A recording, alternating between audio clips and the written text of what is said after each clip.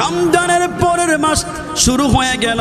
আল্লাহর আইন কানুন মাঘে রমজান মাস পালন করার পরে সিয়াম পালন করেছে, রাতের বেলা তারাবির নামাজগুলো পড়ছে, কত ইবাদত আমল করছেন। আজকে ঈদুল ফিতরের দিন থেকে শুরু কইরা ডিজে গান যদি বাজান তাইলে জীবন ধ্বংস, বুঝবেন আপনার তাকওয়া অর্জন হয় নাই। রমজান মাসে যেমনি ভাবে নামাজের হেফাজত করলেন, নামাজ পড়লেন, বন্ধুরে রমজান মাসে যেমনি ভাবে কোরআন তেলাওয়াত করলেন, রমজান মাসে যেমনি তাহাজ্জুদ করলেন, রমজান মাসে যেমনি মিথ্যা কথা ছেড়ে দিলেন, রমজান মাসে জানার কাজ ছেড়ে দিলেন, রমজান মাসে পাপের কাজগুলো ছেড়ে দিলেন। বাবা ভাইয়েরা, যদি আপনি যদি এগুলো ছেড়ে দিয়ে বাকি 11 মাস থাকতে পারেন, তাইলে আল্লাহ পাক রব্বুল আলামিন বলেন ওয়ালাবু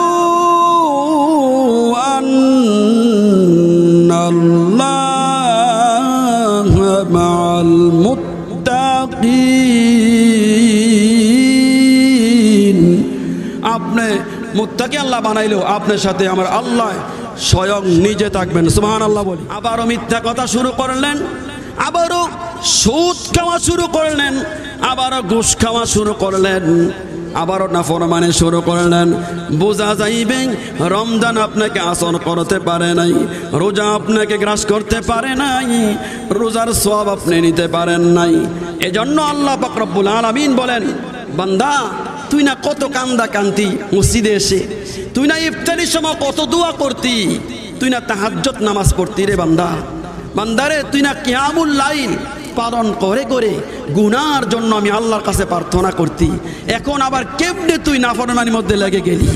11 মাস আমরা কিভাবে চলবো? অনেকে আছে এমন আজকে ঈদুল ফিতর থেকে শুরু করে এমন ঈদুল ফিতর উদযাপন করবে যা রমজান মাসে যা করছিল সব সর্বনাশ। নাচতে নাচতে, গাইতে গাইতে, ফালাইতে ফালাইতে জিন্দিগির সব আমল শেষ।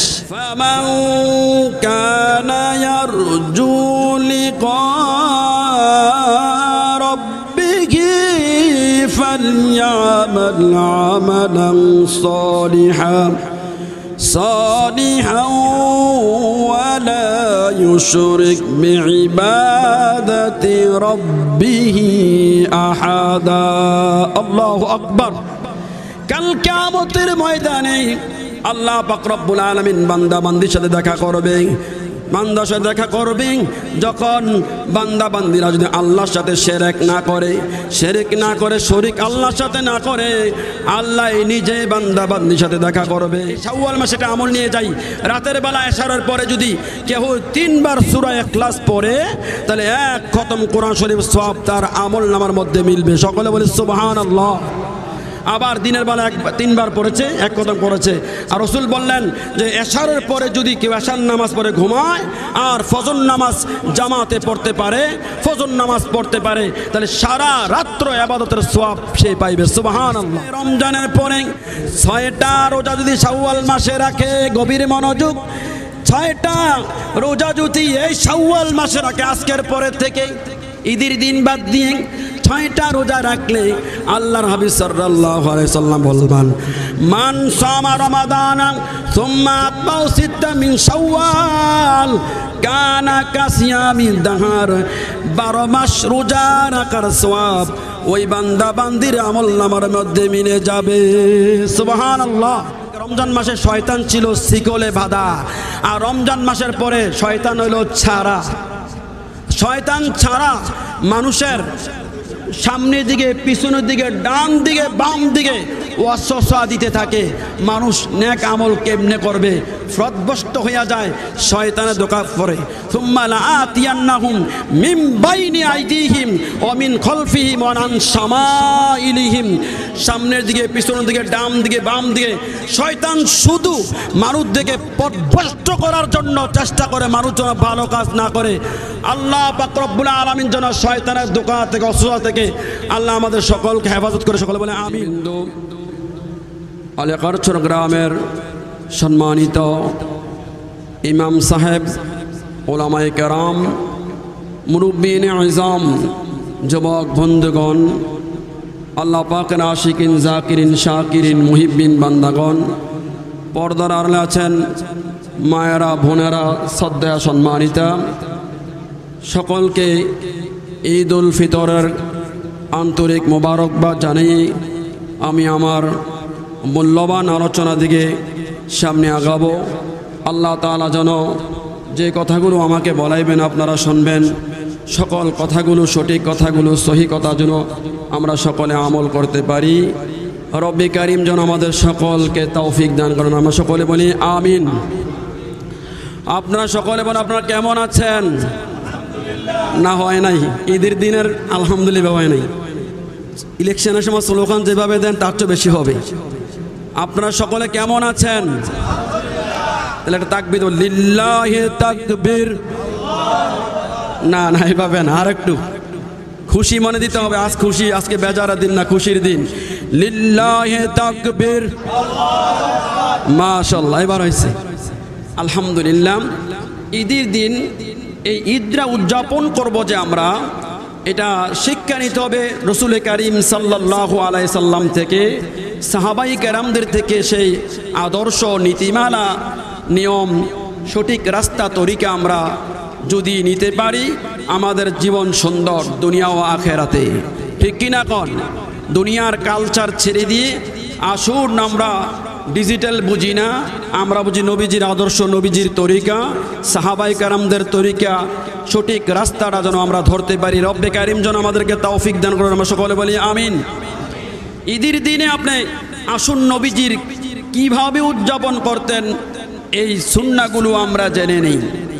ঈদ উল ফিতরের দিনে ঈদ উদযাপন করতে গিয়ে ঈদ উল আজহাতেও রসুল কারিম সাল্লাল্লাহু আলাইহি সাল্লাম ফরমান, সকাল সকাল ঘুম থেকে ওঠা হইল এটা ঈদের দিনের খুশির একটা শুরুর উদযাপন।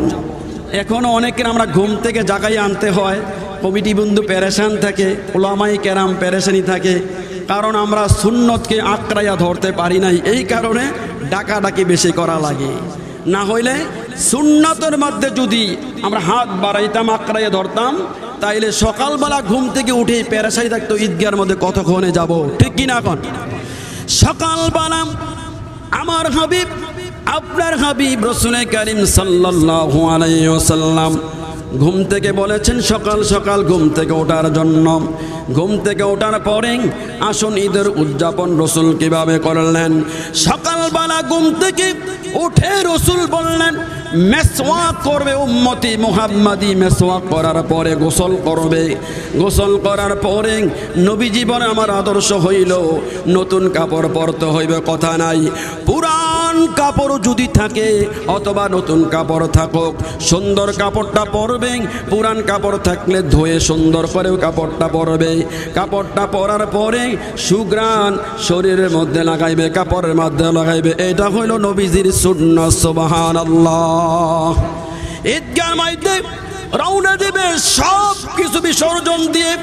এখন দুনিয়াবি কাজ নাই। রসুল বললেন তাকবীর দিতে দিতে আল্লাহু আকবার, আল্লাহু আকবার, লা ইলাহা ইল্লাল্লাহু, আল্লাহু আকবার, আল্লাহু আকবার, লিল্লাহিল হামদ। তাকবীর দিতে দিতে ঈদগাহের মধ্যে আসবে। এক রাস্তা দিয়ে আসবে আর এক রাস্তা দিয়ে যাওয়ার জন্য চিন্তা করবে। ঈদগাহ আসার আগে একটু মিষ্টি মুখ কইরা ঈদুল ফিতরের দিন আসবে। এটা হলো নবীজির ঈদুল ফিতর উদযাপনের দিনটা হলো এরকম। মুরব্বী বাবারা, যুবকেরা, পর্দার আলার মায়েরা, শুনুন মনোযোগ দিয়ে কথাগুলো। সুন্নাত তরিকা যদি চলেন, নবীজির রাস্তা যদি থাকেন, পথ হারাইবেন না, দিশা হারাইবেন না, পথভ্রষ্ট হইবেন না রে ভাই ও বাবারা। পথ কোনোদিন হারাইতো না। কামিয়াবি দুনিয়া হবেন, আখেরাতেও হবেন। এই জন্য আসুন আমরা রসুলের তরিকার মধ্যে ঢুকি, রসুলের তরিকার মধ্যে প্রবেশ করি। এই এমন একটা দিন আজকে আসলো, আমাদের এমন আছে এলাকার গ্রাম কোন আমতলি গ্রাম কোন আশেপাশে এমন কোনো অভাবী নাই যে অভাবী ছিল সাহাবায়ে কেরামরা। এত কষ্টের মধ্যেও ঈদের দিনটা উদযাপন করতেন কিভাবে?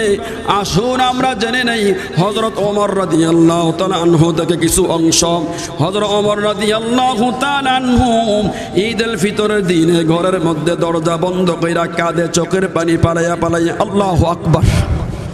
ওমর ঈদের দিনে ঘরের দরজা বন্ধ করে ঘরের মধ্যে হাউমাউ করে কাঁদে।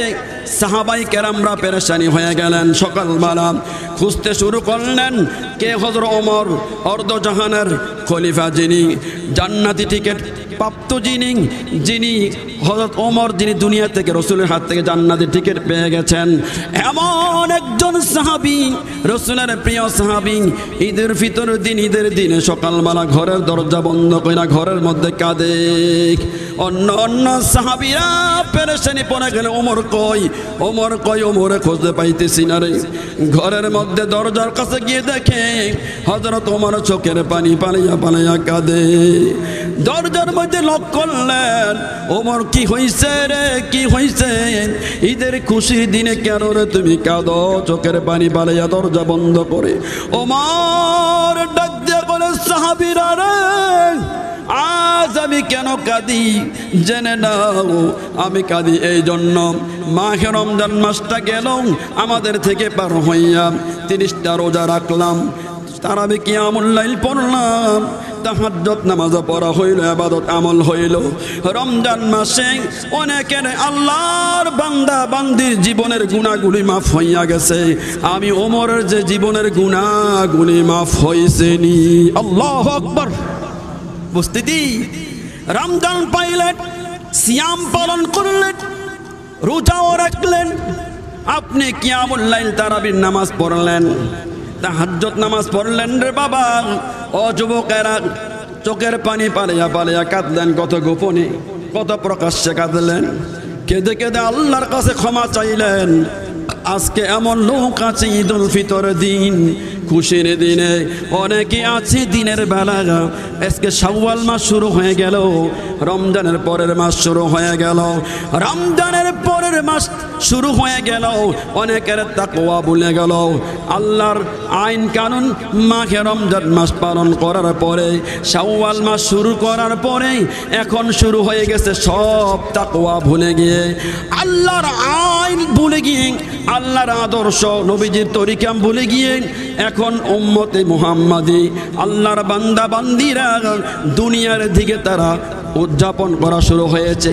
আজ রমজান মাসে কত বান্দা আল্লাহর গোপনীয় আল্লাহর কাছে কাঁদছে, কত বান্দা মসজিদে গিয়ে গিয়ে ঘরের মধ্যে কোরআনটা চুমু খেয়েছে, চোখের সুরমা বানাইছে, গভীর রাত্রে 2 রাকাত নামাজ পড়ে, 4টা রাকাত নামাজ পড়ে গোপনীয় আল্লাহর কাছে কাঁদছে।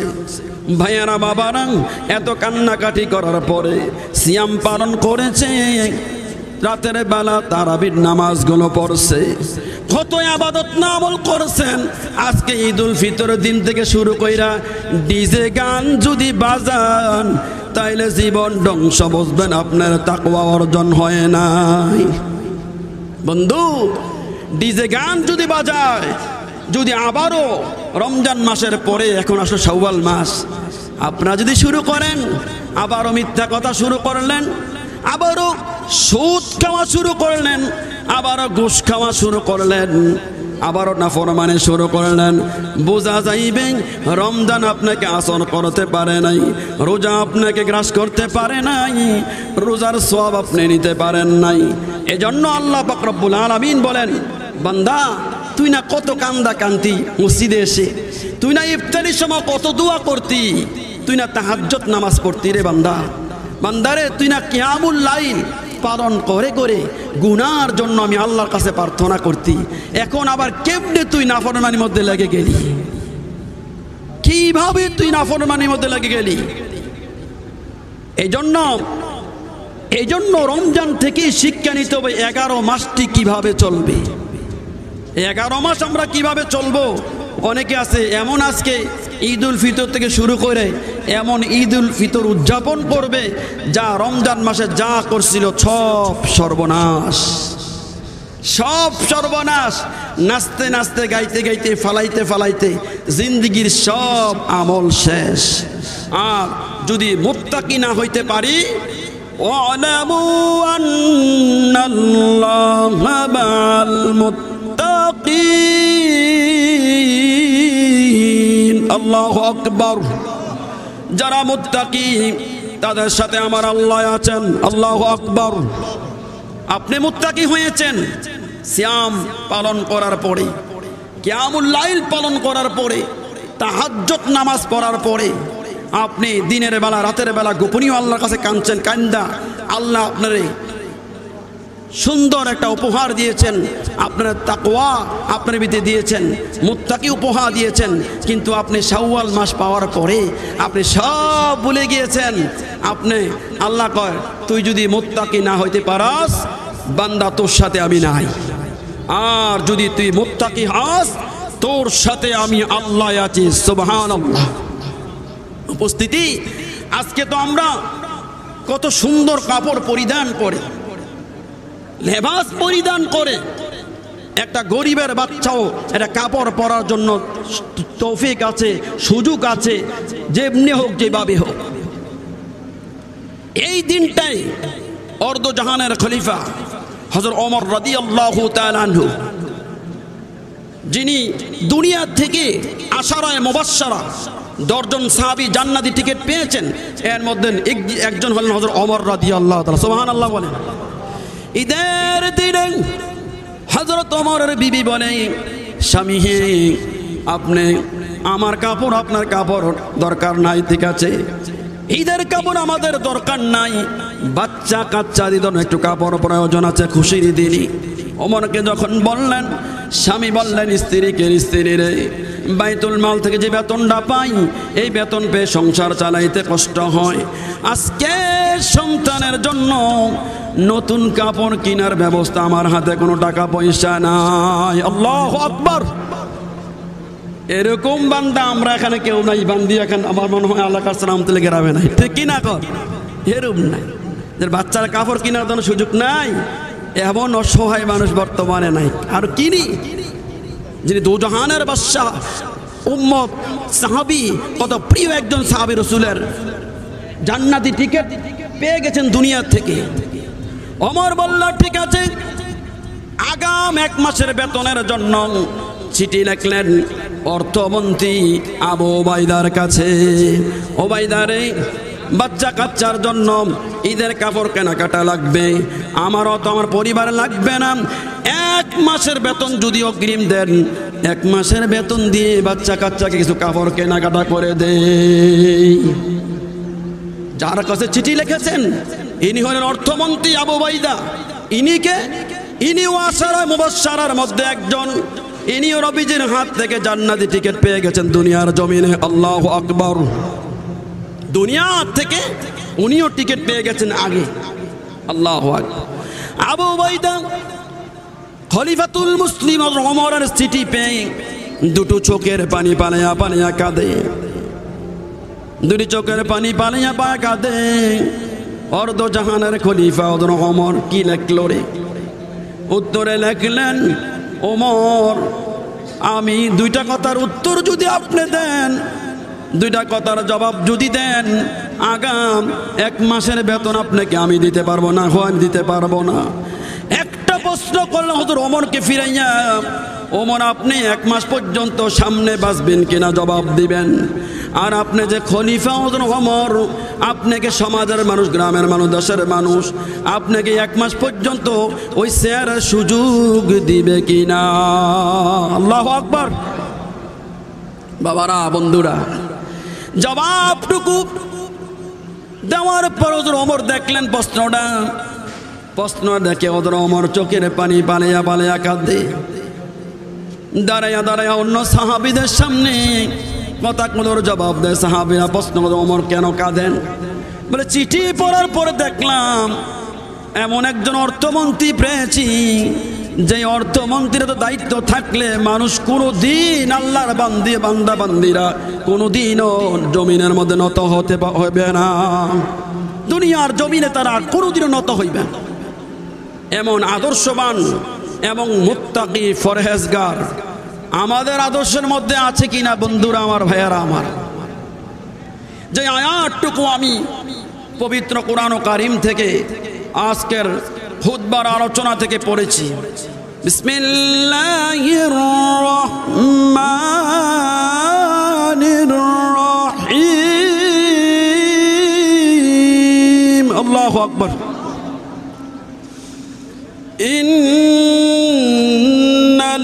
ইন্নাল্লাযী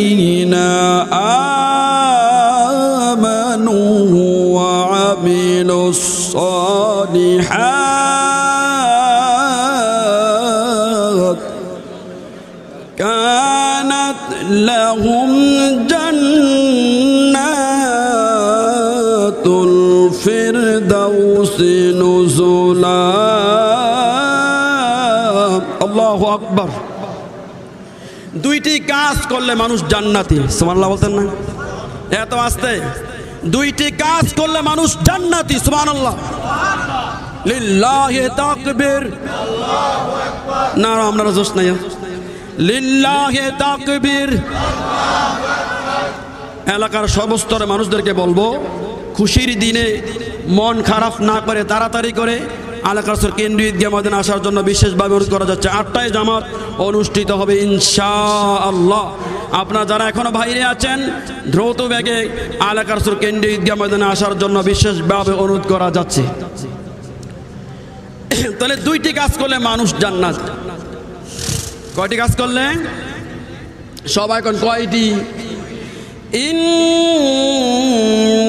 ইন্নাল্লাযীনা আমানু, নিশ্চয় যারা ঈমান এনেছে। আমরা ঈমানদার না? সবাই আমরা পড়েছি লা ইলাহা ইল্লাল্লাহু মুহাম্মাদুর রাসূলুল্লাহ সাল্লাল্লাহু আলাইহি ওয়াসাল্লাম। এক নম্বর আমরা ঈমান আনছি।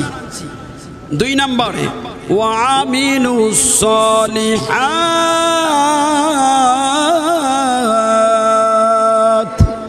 নেক আমল যারা করবে তারা জান্নাতি। সুবহানাল্লাহ। বন্ধুরা আমার, ভাইয়েরা আমার, মাহে রমজান মাস পাইলেন, রোজাগুলো রাখলেন, আপনি তাহাজ্জুদ নামাজে পড়লেন, কোরআন তেলাওয়াত করলেন, জিকির করলেন, তাসবিহ বললেন, এত ইবাদত করার পরে নেক আমলগুলো করলেন, এত ইবাদত আমল করলেন, আল্লাহ আপনার প্রতি সন্তুষ্ট। কিন্তু বাবারে ভাইয়েরা আমার, রমজান শেষ হইল, 11 মাস এই কাজগুলো, নাফরমানি কাজগুলো ছেড়ে দিয়ে এই আমলগুলোর মধ্যে আপনি মগ্ন থাকবেন, তাহলে আপনার চিন্তা দূর, পেরেশানি দূর, টেনশন আপনার দূর। কারণ আপনার সাথে আল্লাহ থাকবে যতক্ষণ পর্যন্ত আপনি আমলে সলেহ মধ্যে থাকবে। রমজান মাসে সুদ খাইছেন না, ওখান কি সুদ খাওয়ানো জায়েজ আছে? সবাই বলে আছে। রমজান মাসে মিথ্যা কথা বলা গুনাহ হইছে, এখন কি সওয়াব হইব? 11 মাস পর্যন্ত সওয়াব নাই, গুনাহে কবিরা গুনাহ হবে। আপনি রমজান মাসে পাপের কাজগুলো ছেড়ে দিয়েছেন, এখন আপনি রমজানের পরে আবার কি শুরু করবেন? তাইলে আপনার মুত্তাকির খাতার মধ্যে নাম আপনার নাই। উপস্থিতি, এই জন্য আমলে সলেহ যখন ধরছেন, হাফিজু আলাস সালাওয়াতি ওয়াস সালাতিল বুস্তা, মসজিদে দেখুন আযান দিল মাহে রমজান মাসে, প্রতিটা মসজিদে মসজিদে দেখা গেল আল্লাহর বান্দারা, রাসূলের উম্মতরা সারি সারি নামাজ তারা পড়েছে। ঠিক কি না? বাবারা, বন্ধুরা আমার, রমজান মাসে যেমনি ভাবে নামাজের হেফাজত করলেন, নামাজ পড়লেন, বন্ধুরে রমজান মাসে যেমনি ভাবে কোরআন তেলাওয়াত করলেন, রমজান মাসে যেমনি তাহাজ্জুদ করলেন, রমজান মাসে যেমনি মিথ্যা কথা ছেড়ে দিলেন, রমজান মাসে জানার কাজ ছেড়ে দিলেন, রমজান মাসে পাপের কাজগুলো ছেড়ে দিলেন। বাবা ভাইয়েরা, যদি আপনি যদি এগুলো ছেড়ে দিয়ে বাকি 11 মাস থাকতে পারেন, তাইলে আল্লাহ পাক রব্বুল আলামিন বলেন, ওয়ালাবু আন্নাল্লাহা মাআল মুত্তাকিন। আপনি মুত্তাকি আল্লাহ বানাইলেও আপনার সাথে আমার আল্লাহ স্বয়ং নিজে থাকবেন। সুবহানাল্লাহ বলি। উপস্থিতি, আপনাদেরকে মাহে রমজান মাসে ইফতারির সময় একটা সুন্দর নিয়ামত দিয়েছেন, ইফতারি দিয়ে রোজাদারদের জন্য। আর আপনাদের জন্য আল্লাহ পাক রব্বুল আলামিন বলেন, কাল কিয়ামতের ময়দানে আল্লাহ নিজে রোজার পুরস্কারটা আজ যায় আল্লাহ মুলাকাত করে আল্লাহর বান্দা বান্দীদেরকে দিবেন। সকলে বলি সুবহানাল্লাহ। উপস্থিতি, এই পুরস্কারটা দিবেন আল্লাহ নিজে দেখা করবেন কাল কিয়ামতের ময়দানে। ফামান কানা ইয়ারজু লিকা রাব্বিহি ফালইআমাল আমালান সালিহান صالحا ولا يشرك بعبادة ربه أحدا الله أكبر কাল কিয়ামতের ময়দানে আল্লাহ পাক রব্বুল আলামিন বান্দা বান্দির সাথে দেখা করবে বান্দার সাথে দেখা করবে যখন বান্দা বান্দিরা যদি আল্লাহর সাথে শিরক না করে শরীক আল্লাহর সাথে না করে আল্লাহ নিজে বান্দা বান্দির সাথে দেখা করবে। আসুন আমরা মাহে রমজান মাসের 30টা রোজা পূর্ণ হলো, এখন শুরু হয়েছে বাকি 11টি মাস। 11টি মাস শুরু হয়েছে। 11টি মাসের মধ্যে আজকের শুরু হইল শাওয়াল মাসের 1 তারিখ, চাঁদ ওঠার পরে আমরা ঈদুল ফিতর পেয়েছি শাওয়াল মাসের প্রথম দিনে উপস্থিতি। এই শাওয়াল মাস থেকে আমরা আজকে ঈদুল ফিতর থেকে কোন ইবাদতের আমল নিয়ে যেতে পারি, আসুন আমরা সামনে দেখি আল্লাহ রাসূল সাল্লাল্লাহু আলাইহি সাল্লাম আমাদের জন্য আর কি আমল দিয়েছেন, আর কি ইবাদত আমল করে বাকি 11টি মাস আমাদের কলিজা তৃপ্তি হয়ে যাবে, মন ঠান্ডা হয়ে যাবে, বিশাল সওয়াবের ভাগীদার আল্লাহর কাছ থেকে আমরা হয়ে যাব। মদিনা শরীফে একজন মেয়ে আল্লাহর রাসূল সাল্লাল্লাহু আলাইহি সাল্লামকে বললেন, আল্লাহর হাবিব আল্লাহর রাসূল আমার বিবাহ উপযুক্ত হয়েছে, আমার বিবাহ বসার বয়স হয়েছে, আমার জন্য একটা পাত্র প্রয়োজন, আল্লাহর হাবিব আপনি ব্যবস্থা করে দেন। আল্লাহ রাসূল সাল্লাল্লাহু আলাইহি ওয়াসাল্লাম কথাটা শুনে মেয়েটাকে বুঝলেন, তুমি বাসার মধ্যে যাও, আমি দেখব কেমন পাত্র হইলে, কেমন সুব্যবস্থা হইলে তোমার মন ঠান্ডা হয়ে যাবে, তুমি পছন্দ করে ফেলবা। মেয়েটাকে জিজ্ঞাসা করলেন, মেয়েটা আল্লাহ রসুলের কাছে বললেন, আল্লাহর হাবিব যিনি আমার স্বামী হবে, যিনি আমার পাত্র হবে, 3টি কাজ যদি 3টি আমল যদি তার কাছে থাকে, এমন ছেলেকে আমি স্বামী হিসাবে গ্রহণ করে নিব। আল্লাহু আকবার। মেয়েটা যখন রাসূলের কাছে বললেন, আল্লাহর হাবিব 3টি কাজ যদি ওই পাত্র করে তাই ওই ছেলেকে আমি পছন্দ করে নেব, পাত্র হিসাবে গ্রহণ করে নেব। রাসূল বললেন, মেয়ে আমার উম্মত বলো তোমার কেমন ছেলে, কেমন শর্ত, কেমন পাত্র প্রয়োজন। 1 নম্বরে বলে দিলেন আল্লাহ রাসূল, যেই ছেলেটা রাতের বেলা একটা খতম কোরআন শরীফ পড়বে, দিনের বেলা আরেক খতম কোরআন শরীফ পড়বে, এমন ছেলে প্রয়োজন। আর যেই ছেলেটা সারা রাত্র প্রতিটা রাত্র আল্লাহর ইবাদত আমল করে থাকি, আর এমন শর্ত যদি 12 মাস যেই ছেলেটা রোজা রাখে, এমন ছেলে যদি সুব্যবস্থা হয়ে থাকে আমার জন্য জানাইবেন। এমন ছাত্র ছেলেকে পাত্রকে আমি গ্রহণ করে নেব।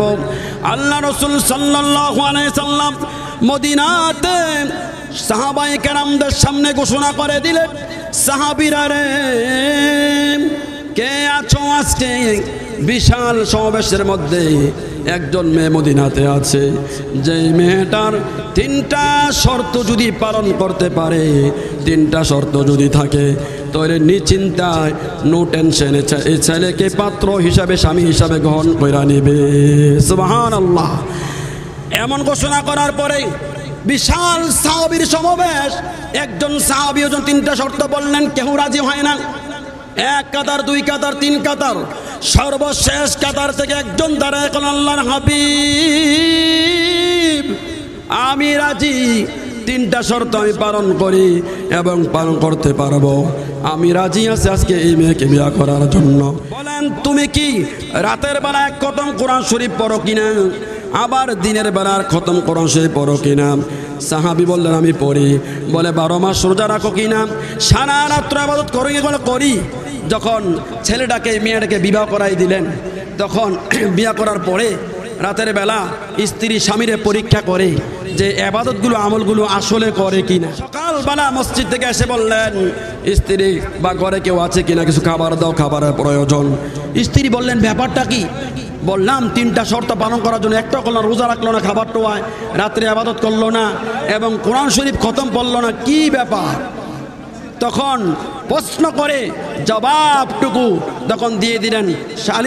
সালিশে বসলেন, বিচার দিলেন, মহিলা রসুলের কাছে বিচার দিলেন। আল্লাহর হাবিব ইনি 3টি শর্তের একটি শর্ত পালন করে নাই। সাহাবীকে ডাকলেন, মেয়েকে ডাকলেন, তুমি কি রাতের বেলা স্বামীকে প্রশ্ন করলেন 1 খতম কোরআন শরীফ পড়ছো কিনা? বললেন, হুজুর আমি 1 খতম কোরআন শরীফ রাত্রে পড়েছি, দিনেও পড়েছি, সারা রাত্র ইবাদত করেছি, 12 মাস রোজা রেখেছি। যেই কথাটা বলার উদ্দেশ্য ছিল এই শাওয়াল মাসে এটা আমল নিয়ে যাই।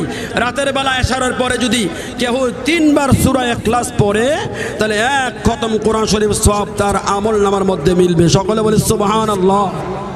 আবার দিনের বেলা 3 বার পড়েছে, 1 খতম করেছে। আর রাসূল বললেন যে এশারের পরে যদি কেউ এশার নামাজ পড়ে ঘুমায় আর ফজর নামাজ জামাতে পড়তে পারে, ফজর নামাজ পড়তে পারে, তাহলে সারা রাত্র ইবাদতের সওয়াব সে পাইবে। সুবহানাল্লাহ। বলে হুজুর আমি এশার নামাজ পড়েছি, ফজরও পড়েছি। উপস্থিতি বললেন কোরআন শরীফ আপনি পড়লেন, আপনি রাতে ইবাদত করলেন, রোজা রাখছেননি 12 মাস। বলে হুজুর আপনি বলেছেন রমজানের পরে 6টা রোজা যদি শাওয়াল মাসে রাখে, গভীর মনোযোগ, 6টা রোজা যদি এই শাওয়াল মাসে রাখে আজকের পরে থেকে ঈদের দিন বাদ দিয়ে 6টা রোজা রাখলে আল্লাহর হাবিব সাল্লাল্লাহু আলাইহি সাল্লাম বলবেন মান সামা রমাদানা সুম্মা আতবাউ সিত্তা মিন শাওয়াল কানা কাসিয়ামি দাহার। 12 মাস রোজা রাখার সওয়াব ওই বান্দা বান্দির আমলনামার মধ্যে মিলে যাবে। সুবহানাল্লাহ। রমজান মাসে শয়তান ছিল শিকলে বাঁধা, আর রমজান মাসের পরে শয়তান হলো ছাড়া। শয়তান ছাড়া মানুষের সামনের দিকে, পিছনের দিকে, ডান দিকে, বাম দিকে ওয়াসওয়াসা দিতে থাকে। মানুষ নেক আমল কেমনে করবে ফ্রদবস্ত হয়ে যায়, শয়তানের ধোঁকা পড়ে। সুম্মা লাআতিয়ান্নাহুম মিন বাইনি আইদিহিম ওয়া মিন খলফিহিম ওয়া আন শামাইলিহিম। সামনের দিকে, পিছনের দিকে, ডান দিকে, বাম দিকে শয়তান শুধু মানুষদেরকে পথভ্রষ্ট করার জন্য চেষ্টা করে, মানুষ যেন ভালো কাজ না করে। আল্লাহ পাক রব্বুল আলামিন যেন শয়তানের ধোঁকা থেকে, অসুবিধা থেকে আল্লাহ আমাদের সকলকে হেফাজত করে। সকলে বলে আমিন।